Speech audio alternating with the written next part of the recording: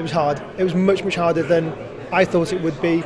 Can't speak for other individuals, but certainly, a mixture of the altitude, the cold, the actual terrain itself was far more difficult and challenging than we ever thought it would be.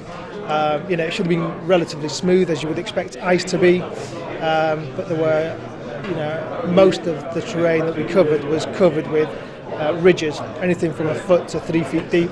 So the sledges we had, or the pulks as they're known, would often get caught in those. You were about 10 feet ahead of the sledge, probably in another ridge. So as you're trying to clamber out of that, your sledge is pulling you back, and obviously with the race elements as well, you're trying to go as quickly as possible. And as I said, that's when the altitude then kicks in. You're at sort of 3,000 metres altitude. So just getting acclimatised to that was hard, and then with the weather thrown in, and temperatures down to about minus 45 on some of the worst days. It was much harder than any of us thought it would be.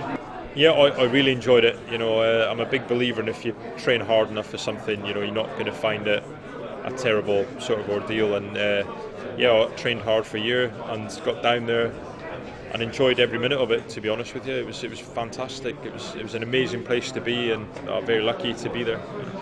He comes straight in. There was no hanging about. He just got straight in, part of the team, and he was fantastic. Strong. He'd be up there every day, pushing the pace. He was absolutely brilliant, fantastic guy. He's one of the team. He was never sort of anyone that was given any special treatment. He didn't want special treatment, and he wouldn't have got it.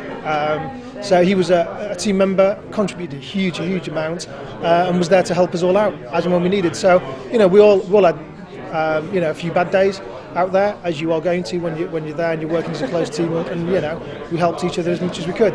But he also brings a huge amount of media attention, and as a proud serviceman, he wants to make sure that the focus doesn't go off injured servicemen and women now that Iraq and Afghanistan are slowly sort of declining in terms of interest to the public.